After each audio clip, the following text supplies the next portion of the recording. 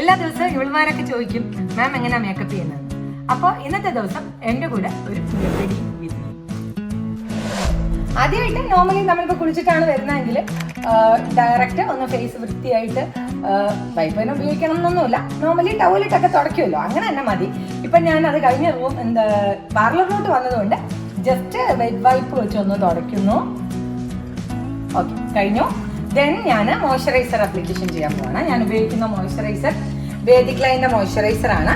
Okay, അത് കുറച്ച് quantity എടുക്കത്തുള്ളൂ കേട്ടോ. ഒത്തിരി ഒക്കെ എടുത്തു കഴിഞ്ഞാൽ എനിക്ക് ഒത്തിരി ഓയിലി ഫീൽ ആയിപ്പോൾ, അതെനിക്ക് ഇഷ്ടമല്ല. പക്ഷേ ഇതെനിക്ക് സ്കിന്നിന് സെറ്റാകും, അതുകൊണ്ടാണ്. ഓക്കെ, അതിനൊന്ന് ഡാബ് ചെയ്ത് നമ്മളൊന്ന് ഫിക്സ് ചെയ്യുന്നു.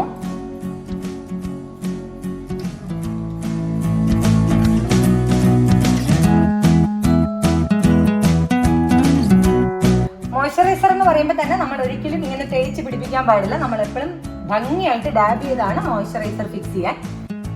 അപ്പോൾ മോയ്സ്ചറൈസറിന്റെ ശേഷം ഞാൻ കുറച്ച് സമയം കൊടുക്കണം എന്നുള്ളത് കൊണ്ട് ആ സമയം വേസ്റ്റ് ചെയ്യാതെ ഞാനൊന്ന് ഐബ്രോ വരികയാണ്. എൻ്റെ ഐബ്രോ കണ്ടാൽ നിങ്ങൾക്ക് അറിയാം ഡാമേജ് ഒക്കെ ഉണ്ട്. അപ്പോൾ ആ ഡാമേജ് ഉള്ള ഐബ്രോയെ നമ്മൾ എന്ത് ചെയ്യുന്നേ, ഡേ ടൈം ആയതുകൊണ്ട് ലൈറ്റ് ഷെയ്ഡ് ആയിട്ടുള്ള പാലറ്റിലെ കളർ വെച്ചിട്ട് ഞാനൊന്ന് ഫിക്സ് ചെയ്യുന്നു. ഓക്കെ, കഴിഞ്ഞു. ദെൻ നെക്സ്റ്റ് ഐബ്രോ എന്ന് പറയുന്ന ഒരാളുടെ ഫേസിന്റെ പ്രധാന ഭംഗിക്ക് എന്താ പറയുക മാറ്റി കൂട്ടുന്ന ഒരു പ്രധാന ഭാഗമാണ് അല്ലേ. അപ്പം നമ്മളതൊന്ന് ശ്രദ്ധിച്ച് തന്നെ ചെയ്യണം. ഓരോരുത്തരുടെ ഫേസിന് ഓരോ രീതിയുണ്ട്. എൻ്റെ ഐബ്രോ ഇങ്ങനെ ഇരുന്നിട്ടുണ്ടെങ്കിൽ ഭംഗിയായിട്ടുണ്ടാവുന്ന ഒരു രീതിയുണ്ട്.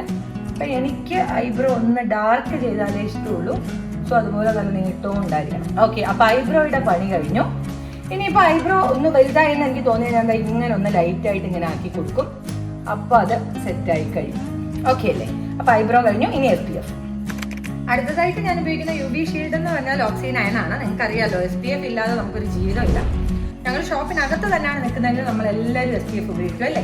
അപ്പോൾ SPF എന്ന് പറഞ്ഞിട്ട് ഒരു സംഭവം ഉണ്ടെങ്കിൽ അത് ഓക്സി 9 ആണ് ഞാൻ ഉപയോഗിക്കുന്നത്. കുറേ വർഷങ്ങളായിട്ട് അത് തന്നെയാണ്. SPF നമ്മൾ ഒത്തിരി ക്വാണ്ടിറ്റി ഉപയോഗിക്കണം. 2 ഫിംഗർ 3 ഫിംഗർ എന്നൊക്കെ പറഞ്ഞ് നിങ്ങൾ കേട്ടിട്ടുണ്ടാവുമല്ലോ. പക്ഷേ ഇതിൽ ക്വാണ്ടിറ്റി ഇച്ചിരി കുറഞ്ഞാലും കുഴപ്പമൊന്നുമില്ല. അത്രയ്ക്ക് നല്ലൊരു പ്രോഡക്റ്റാണ്. SPF സ്കിന്ന് ഭയങ്കര മോയ്സ്ചേർഡ് ലുക്കിൽ വെക്കും. അതുപോലെ തന്നെ UV പ്രൊട്ടക്ഷൻ ആയിട്ട് തന്നെ സപ്പോർട്ടീവാണ്. നന്നായിട്ട് ഫിക്സ് ചെയ്യണം. ഓക്കെ, ഇനി ഇത് കഴിഞ്ഞിട്ട് ശരിക്കും വെയിൽ പോകണമെങ്കിൽ ഒരു 20 മിനിറ്റ് ഒക്കെ കഴിഞ്ഞാൽ പോകാൻ പാടുള്ളൂ കേട്ടോ. ഇതിൻ്റെ പുറത്ത് പ്രോഡക്റ്റ് ആപ്ലിക്കേഷൻ നടത്തണമെങ്കിൽ ഒരു 2 to 5 മിനിറ്റ്സ് വരെയൊക്കെ നമുക്ക് ടൈം കൊടുക്കാം. ഓക്കെ, അപ്പോൾ SPF കഴിഞ്ഞിട്ട് പിന്നെ ഇതിൻ്റെ ഇടയിൽ വേറെ സംഭവങ്ങളൊന്നും ഞാൻ അധികം ഉപയോഗിക്കാറില്ല. ഈവനിങ് ഒക്കെ ആണെങ്കിലേ ടോണറൊക്കെ എടുക്കാറുള്ളൂ. സോ അടുത്തൊരു മേക്കപ്പ് സെഗ്മെന്റ് ആണ്. അപ്പോൾ അതിനായിട്ട് ഞാൻ കൺസീൽ ഒന്നും ചെയ്യാറില്ല. ഡെയിലി ബേസിസിൽ കൺസീൽസ് ഒന്നും പോകാറില്ല.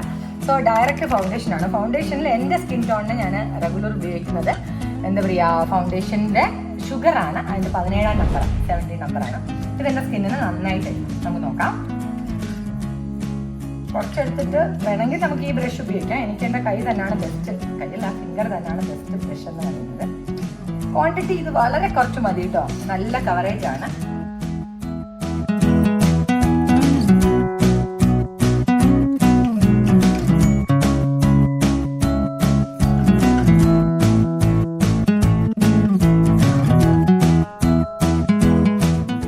ഷുഗറിന്റെ തന്നെ ഡ്രീം കവർ എന്ന് പറയുന്ന ഒരു കോമ്പാക്റ്റ് ആണ് ഉപയോഗിക്കാൻ പോകുന്നത്. എനിക്കത് ഭയങ്കര ഇഷ്ടമാണ്.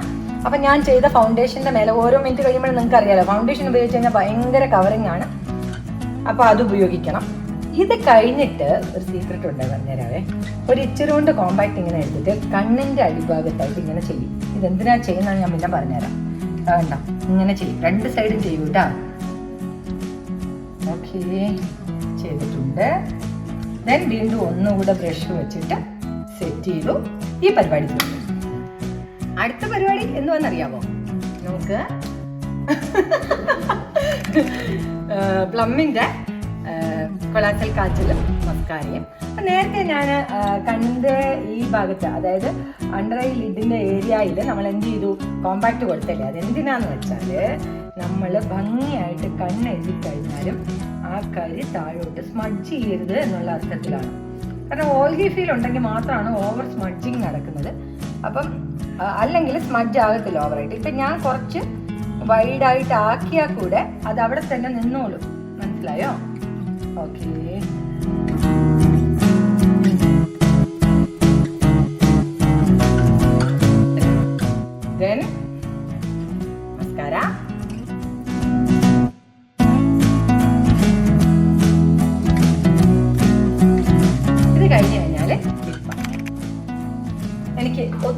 ഇഷ്ടമുള്ള ഒരു ലിക്വിഡ് ലിപ്സ്റ്റിക്കും ദെൻ ഒരു ക്രീം ലിപ്സ്റ്റിക്കും ഒരുമിച്ചാണ് ആഡ് ചെയ്യാൻ പോകുന്നത്. നോക്കിക്കോ.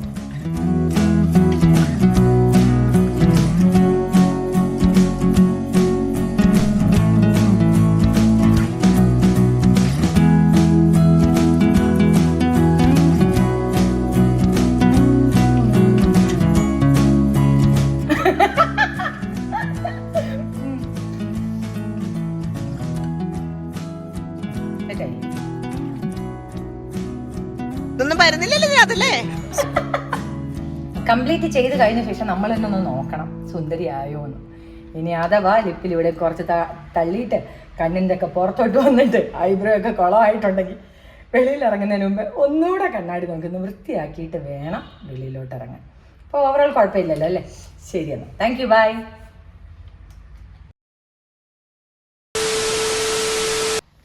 എനിക്ക് വരാൻ വന്ന കമൻറ്റ് ചുമ്മാ ഇല്ല ചേച്ചി വെളുവിളാന്നിരിക്കുന്നത്.